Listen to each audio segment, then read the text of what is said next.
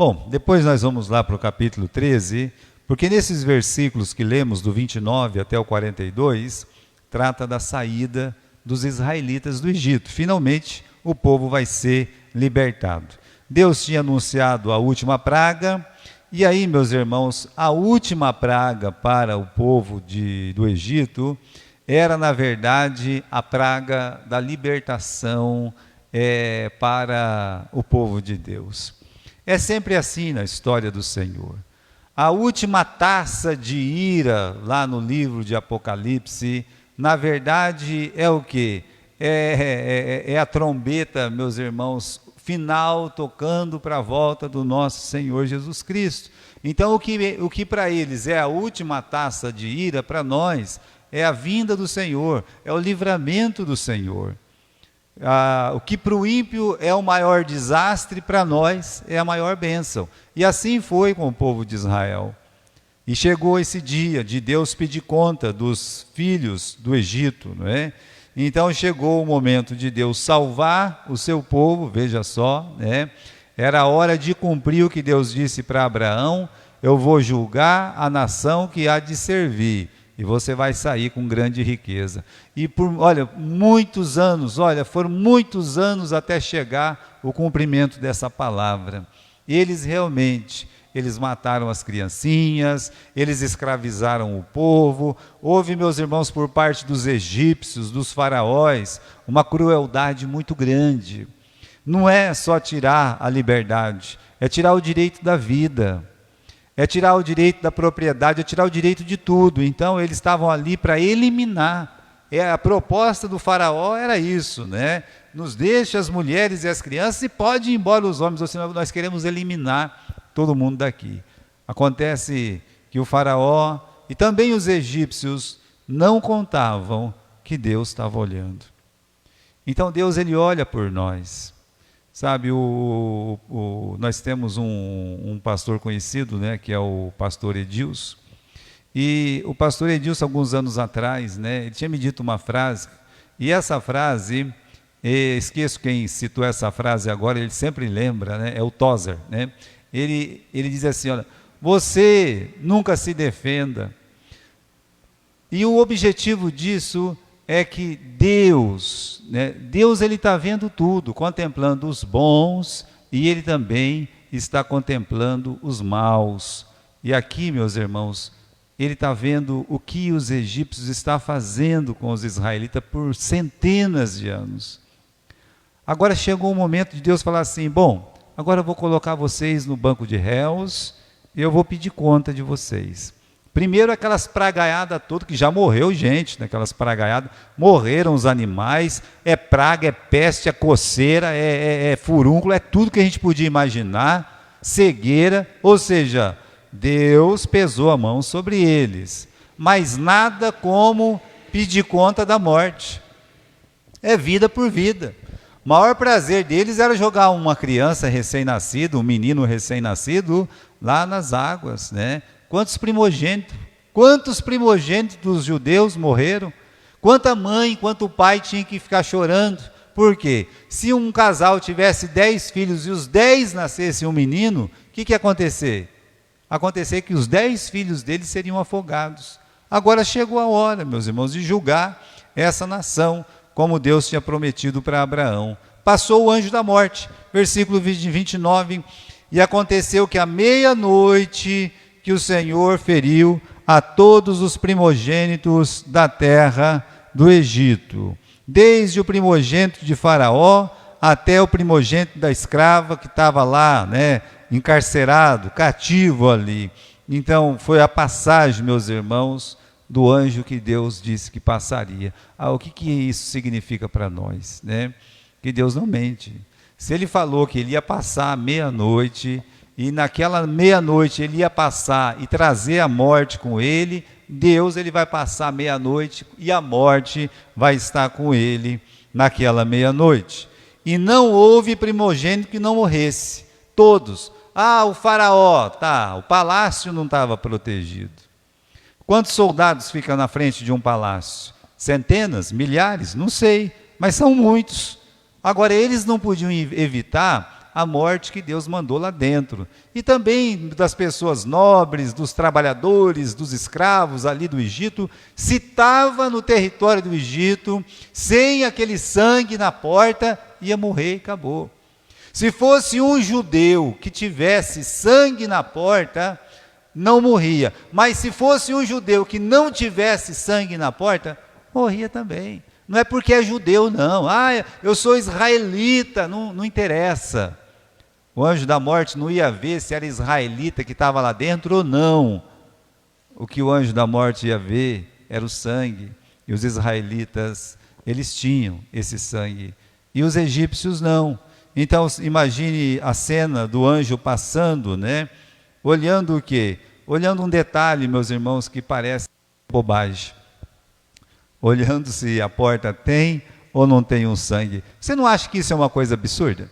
Quando você pensa nisso, não é para a gente pensar, não, mas isso é uma loucura, não existe isso. Existe. E existe, não é aqui, é desde o começo, quando Deus olhou a oferta de Caim e olhou a oferta de quem? Do Abel. Uma tinha sangue e a outra? Era um detalhe importante, não é? E aí chegou o tempo aqui dos egípcios, numa porta tinha sangue e na outra necas de pitibiribas, não tinha sangue. Detalhezinho, então a morte entrou na casa dos egípcios. Só que vai chegar o dia também, meus irmãos, como o Apocalipse fala. Quem são estes? Estes foram que lavaram as suas vestes, aonde? No sangue do Cordeiro. Não mudou. Lá em Gênesis, no princípio, capítulo 4 é um princípio, e lá em Apocalipse, lá no final da Bíblia, é o mesmo princípio, não mudou. Deus não mudou o jeito de salvar as pessoas, porque a salvação custou o sangue do seu Filho. Mas, meus irmãos, sem esse sangue, chororô. Olha aí o choro dos egípcios, né? É dito que houve um grande clamor. Versículo 30, né?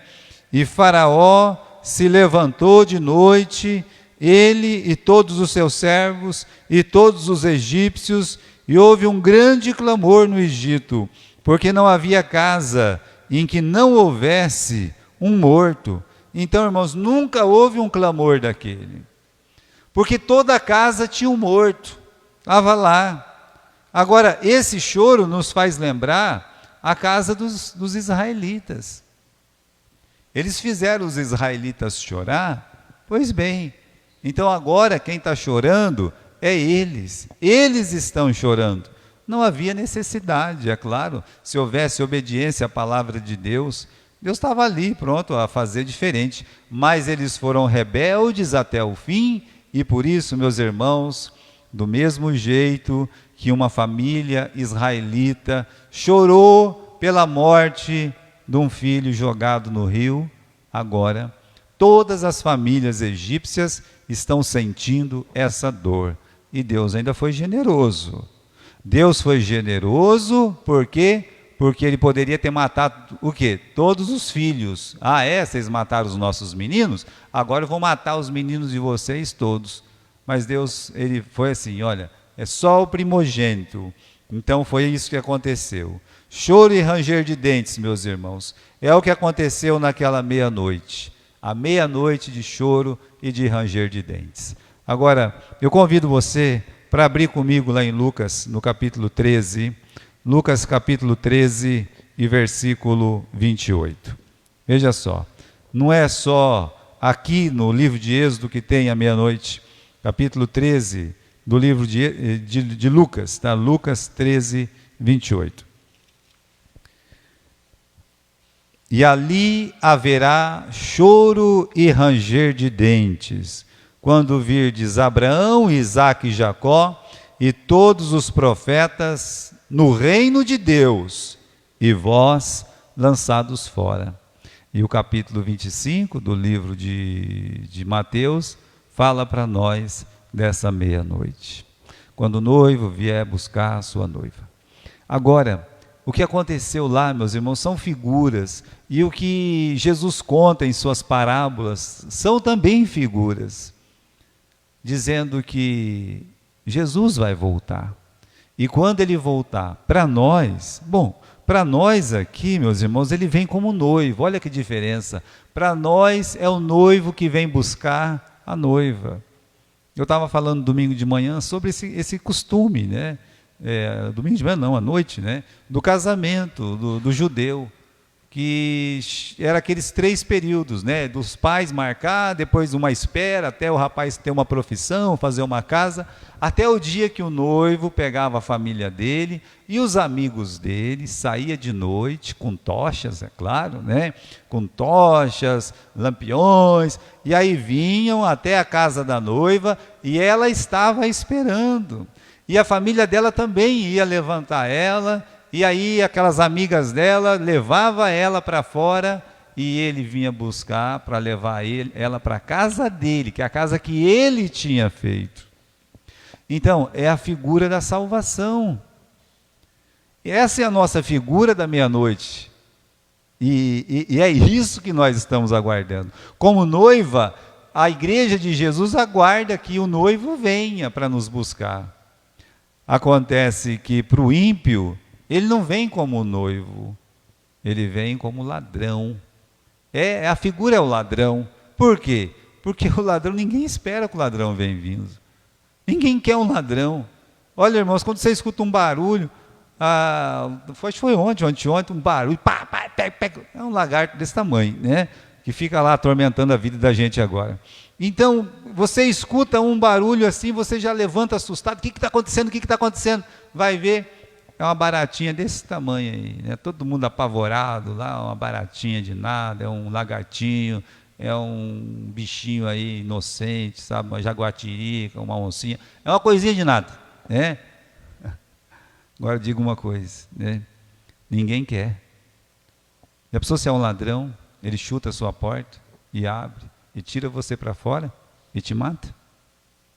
É nesse sentido que aquele dia vai ser muito difícil para as pessoas que não têm Jesus, que não entregaram a sua vida para Jesus. Como foi difícil para os egípcios, choro e ranger de dentes.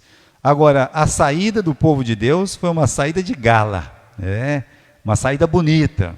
Por que bonita? Versículo 31, capítulo 12 e versículo 31. Voltemos lá em Êxodo capítulo 12. Diz assim: chamou Moisés e Arão de noite e disse: levantai-vos, saí do nosso meio, ou do meio do meu povo, né? Tanto vós como os filhos de Israel, vai embora, ide, servi ao Senhor como tendes dito. Quer levar, leva as ovelhas, leva a vacaiada, leva, né, isso que vocês querem, vai embora, me abençoa. Irmãos, agora a história mudou. Antes, não, só vai os homens, não, né, não pode levar os animais, não sei o quê, sempre tinha uma desculpa. Agora não, quer ir, vai as mulheres, pode ir as crianças, leva as vacas, leva os cachorros, leva todo mundo, né? Só não quero ninguém aqui, né? E tem uma outra coisa, antes de vocês ir embora, me abençoa. Olha o orgulho do faraó sendo quebrantado, né? A morte do primogênito dele quebrou aquele orgulho dele momentaneamente. Esse é o problema do ímpio, ele fica quebrantado só um momento. Ele não consegue ficar muito tempo quebrantado. Ele não é o vaso na mão do oleiro. Então, irmãos, ele fala, daqui a pouco ele desfala aquilo que ele falou. Por isso ele está aqui triste, liberando todo mundo, tá? E pediu Moisés do jeito que Moisés queria. Ou seja, nenhuma unha vai ficar. E para não ficasse dúvida que foi uma saída de gala, os egípcios ajudaram. Olha o versículo 33. Eles apertando, vai, rapa, né? Vamos embora logo. Versículo 34 não. Versículo 36. O Senhor, ele deu graça aos olhos do povo, ou dos egípcios, né? E estes lhe davam o que pediam. E despojaram os egípcios. Cara de pau também, né? Eu quero aquela jarra de ouro ali que está pendurado lá, né? Mas aconteceu isso aí. A Bíblia está dizendo que aconteceu. Irmãos, quantos anos custa um tempo de escravidão? Isso é uma coisa que as pessoas não gostam de tocar no assunto e coisa e tal, né? Mas você pega um povo, você escraviza esse povo por 100, 200, 300, 400 anos. A Bíblia fez questão de dizer, olha, eles ficaram 430 anos lá no Egito. E não importa quantos anos foi de escravidão, foi uma escravidão. Quanto que tem que pagar para essa pessoa?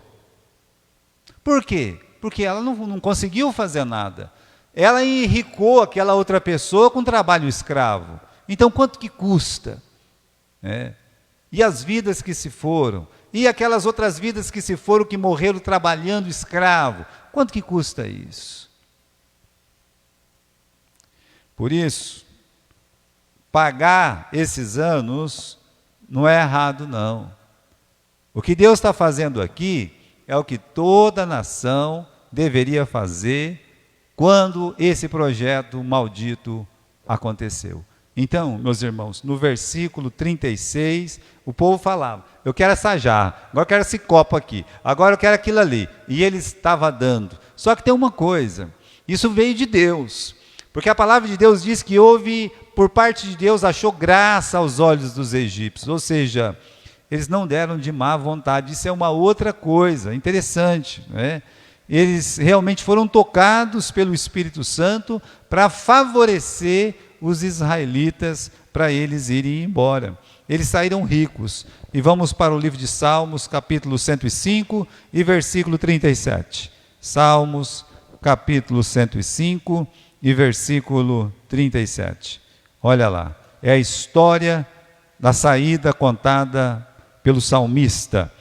Diz assim: tirou-os para fora com prata e ouro, e entre as suas tribos não houve nenhum doente. O Egito se alegrou quando eles saíram, porque o seu temor caía sobre eles. Está vendo só? Deus moveu aquelas pessoas e eles foram tocados pelo Espírito Santo para ajudar. Muito bem, né? É uma saída que foi de gala, porém, vamos voltar para o capítulo 12, versículo 38, mal acompanhada. Olha lá. E subiu também com eles uma mistura de gente, e ovelhas e bois, e uma grande quantidade de gado. Por que eu estou falando isso, né? Essa mistura de gente? Havia outras pessoas não israelitas que estavam no meio. Isso é comum. Pensa que isso não é comum? Vamos dizer, se tem uma cadeia lá, né? Aí eles vão lá e libertam os presos lá. Eles querem pegar só 3, abre a porta. Tem 10 lá dentro. O que os outros fazem? Lá em Galha foi engraçado, né? O carcereiro esqueceu a porta aberta e eles foram saindo um por um, assim, sabe? Saindo e tal, né? Teve uns que chegou na hora da comida, ficou com fome e já voltou, né? Não, vou encarar essa não, porque tá bom aqui, né? Mas saiu assim, sabe? Saiu. Por quê? Porque está aberto. Então, como Deus, ele abriu a porta daquela escravidão, os outros de outras nações que eram escravos, eles foram também. Agora, isso eu disse assim, que foi uma saída mal acompanhada, porque foi um povo estranho com eles. É esse povo estranho que lá na frente começou a reclamar, começou a atrapalhar. Por isso, tome cuidado com quem você anda. Olha lá no livro de Números, capítulo 11 e versículo 4. Números, capítulo 11 e versículo 4.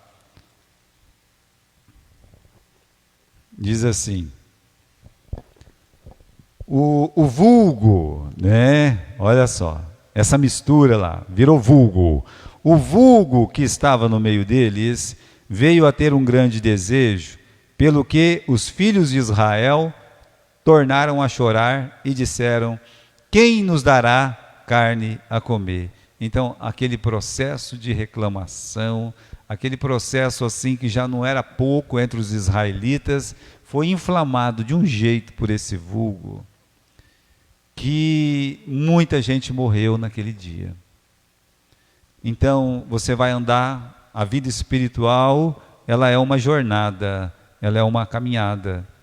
E você, como crente, você pode escolher pessoa crente que teme a Deus, que lê a Bíblia, que ora, que está buscando fazer a vontade de Deus, que não tem tempo para ficar resmungando o tempo todo, e eles vão marchar. Sabe o que você faz? Marche com essas pessoas.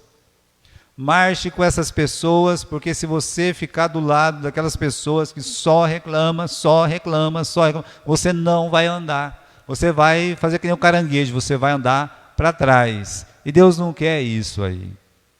Por isso, teve uma saída aí sim, de gala, mas teve um pessoal aí que foi junto, que não foi legal, atrapalhou lá na frente.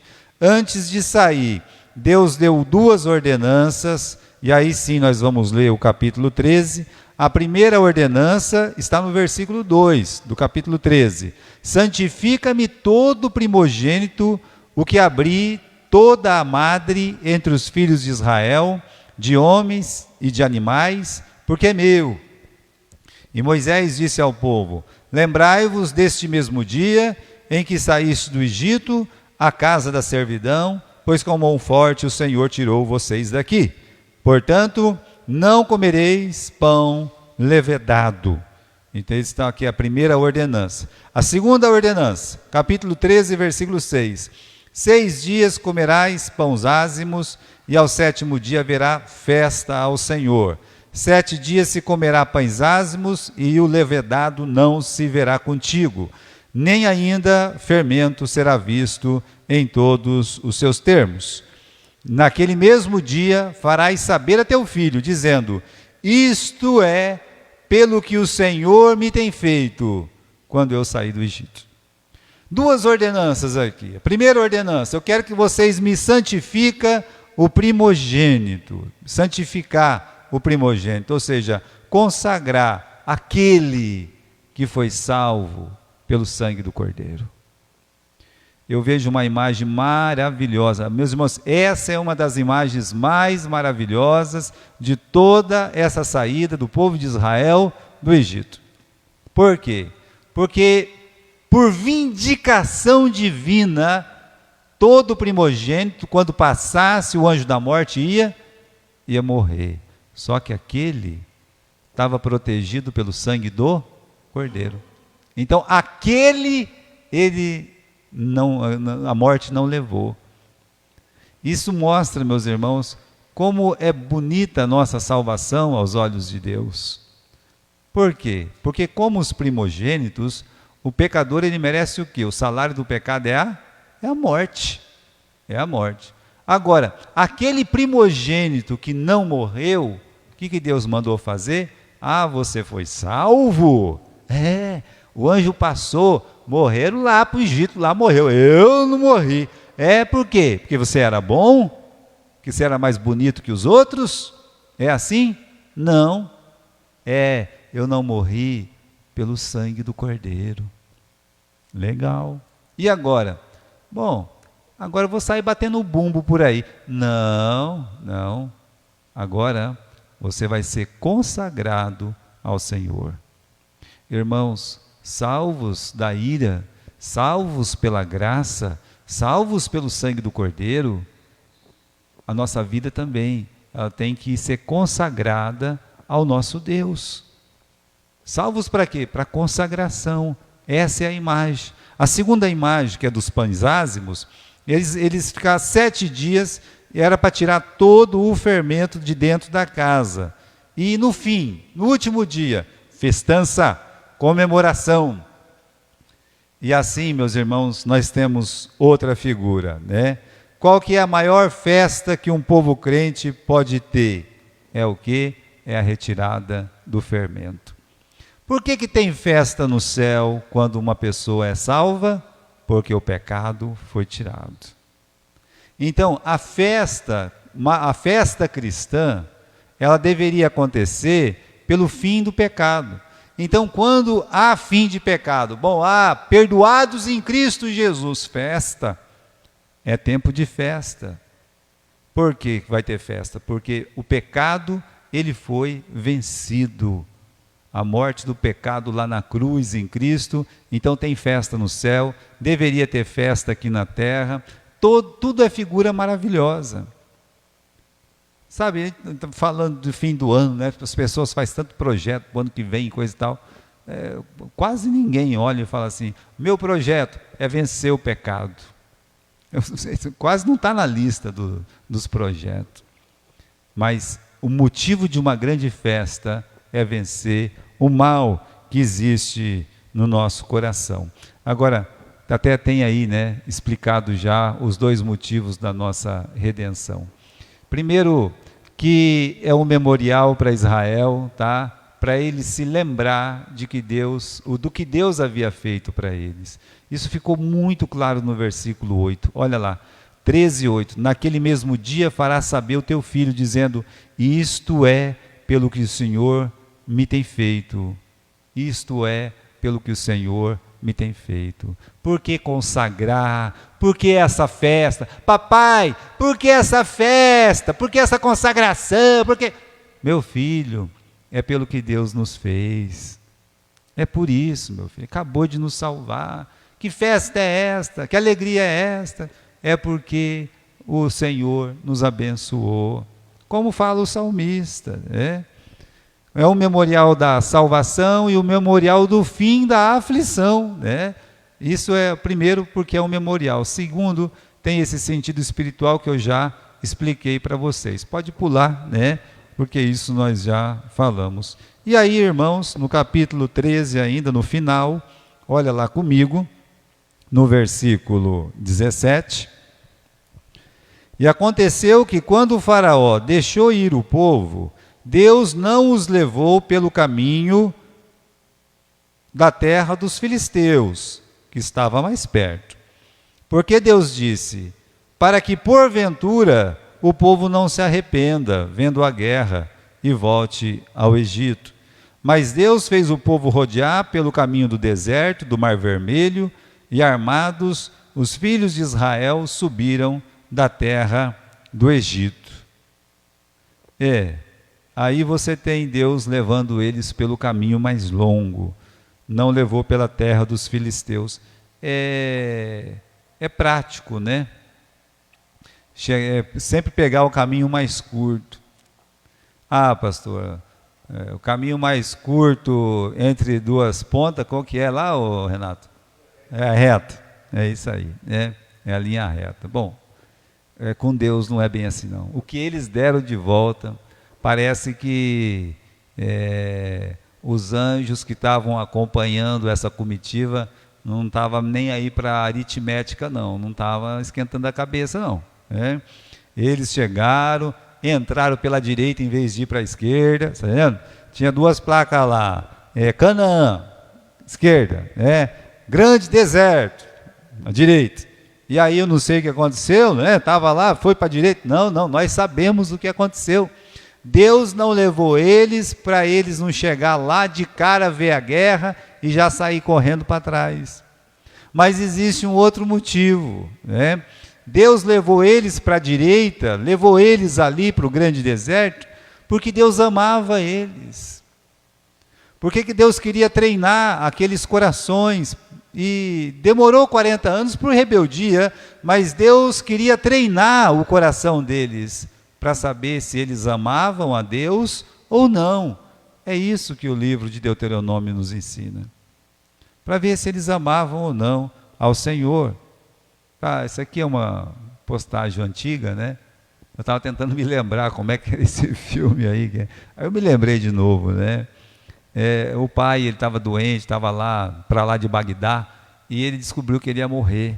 Então ele tinha 3 filhos, 3 não se conversavam um com o outro, era uma brigaiada danada, um morava no estado, o outro morava em outro lugar, o outro estava estudando não sei aonde. E aí o pai, então, ele tinha um Cadillac velho, né?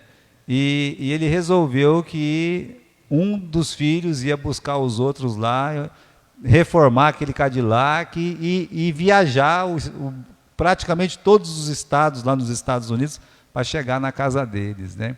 Então os 3 irmãos iam passar muitas aventuras juntas. E você sabe, irmãos, que quando você tem uma pessoa do seu lado que passa muitas aventuras juntas, essas duas pessoas criam um elo. Às vezes você nunca viu a pessoa, não sabe nem quem que é, né? Mas se você de repente cai um avião lá e você sobrevive, só você e mais meia dúzia de pessoas lá, e fica um mês lá na floresta, lá, acaba criando o quê? Um vínculo. Esse pai sabiamente trouxe os meninos, né? Um não se dava com o outro, mas quando eles terminaram a viagem, eles entenderam a importância da família. Olha, Israel, Deus não faz nada errado. Deus sabia desde o princípio que eles iam ficar 40 anos no deserto. Ainda que podia ser menos, mas Deus sabe tudo. Então, ficar 40 anos juntos lá no meio de serpente, no meio de escorpião, no meio daquela sequidão, dependendo só de Deus, tendo bastante tempo para aprender a palavra de Deus. Então foi a melhor coisa que aconteceu com essa nação que acabou de nascer. Essa nação estava acabando de nascer com essa libertação. E isso, meus irmãos, que dinheiro pode pagar essas aventuras que eles tiveram no deserto? Por que Deus escolheu o caminho mais longo? Deus queria ficar mais perto. Deus queria ficar mais tempo com eles, né? Deus queria que eles dependessem somente dele. Deus queria ensiná-los. Deus queria que eles ficassem mais tempo juntos uns com os outros. Eu acho que esse é o desejo de todo pai, né? De toda mãe, é o desejo de toda família. É por isso que tem ceia de Natal, é por isso que tem tempo de Ano Novo, é por isso que tem a igreja, irmãos. Deus podia salvar a pessoa, falou assim, agora você está salvo, dá um carimbinho para ele, está na testa, pá, salvo, morre e vai para o céu, infeliz. Né? Não, Deus coloca ele dentro de uma igreja, Deus coloca ele dentro de uma igreja e ele vai ficar lá, junto com irmãos. Isso vai fazer com que ele cresça, com que ele desenvolva a sua vida espiritual, que ele aprenda a palavra de Deus. Olha como é importante os momentos de comunhão. Irmãos, desde que eu vim para fazer o seminário, e quando a gente começou a igreja não começamos a igreja, quando eu cheguei em Galha, foi decidido que nós íamos ter uma ceia junto. A nossa primeira ceia foi um desastre, uma coisa mais horrorosa que eu já tive na minha vida, um desastre, né? Por quê? Eu não sei se vocês lembram, era meia dúzia de pessoas, só que um dos meia dúzia tinha um bendito num cavalo lá, sabe? E ele amarrou o cavalo dele, e não tinha nem ninguém jantado ainda, ele falou assim, roubaram o meu cavalo, né? Aí eu falei, bom, né? Eu vou atrás, o que eu posso fazer? Não posso deixar o irmão na mão aí. Eu acho que eu cheguei em casa às 6 horas da manhã, né? Sem o cavalo, tá entendendo? Mas foi a nossa primeira ceia. Foi, é verdade, né? E aí no outro dia o cavalo voltou sozinho para casa. É um desaforo maior ainda, né? Isso aí é o fim da picada, sabe? E chamava parafuso, é o nome. Quase colocou todo mundo em parafuso, né? Mas desde então, assim, eu não voltei para a casa da minha família, não é porque eu não amo a minha família, é que eu acho que o momento de ceia junto com os irmãos na igreja, seja no Natal ou seja no Ano Novo, no caso dessa igreja é o Ano Novo, abrir mão disso é abrir mão, para mim, de uma coisa que é muito importante na vida espiritual. Então, eu não abro mão, fico aí mesmo, tal, né? E chega lá, solta um rojão, come um pouco, bebe um pouco, fala algumas coisas aqui na frente e pronto. Para terminar, uma saída agora bem acompanhada, né? Primeiro, uma caixinha de osso, levar os ossinhos de José, está lá no versículo 19, Moisés levou consigo os ossos de José, porquanto havia este solenemente ajuramentado os filhos de Israel, dizendo, certamente Deus vos visitará, fazei, pois, subir daqui os meus ossos convosco. Olha só, demorou, mas chegou o dia. Estava lá na caixinha, vamos levar tudo. Versículo 20, assim partiram de Sucote e acamparam-se em Etã, à entrada do deserto. E o Senhor ia adiante deles, de dia numa coluna de nuvem para os guiar pelo caminho, de noite numa coluna de fogo para os iluminar para que caminhassem de dia e de noite, e nunca tirou de diante do povo a coluna de nuvem de dia, nem a coluna de fogo de noite. É, meus irmãos, a presença de Deus. Deus, ele sabia que o caminho de Canaã estava cheio de dificuldade, inimigos, serpente, e Deus não ia deixar ele sozinho. Deus não deixa a gente sozinho. E mais, ele prometeu. Isso aqui é no Novo Testamento, é a mesma coisa. Eu estou convosco todos os dias, disse Jesus, até a consumação dos séculos. Então essa coluna ainda está conosco. Essa bola de fogo ainda está conosco. Jesus está aqui, está bem presente no meio de nós. Amém?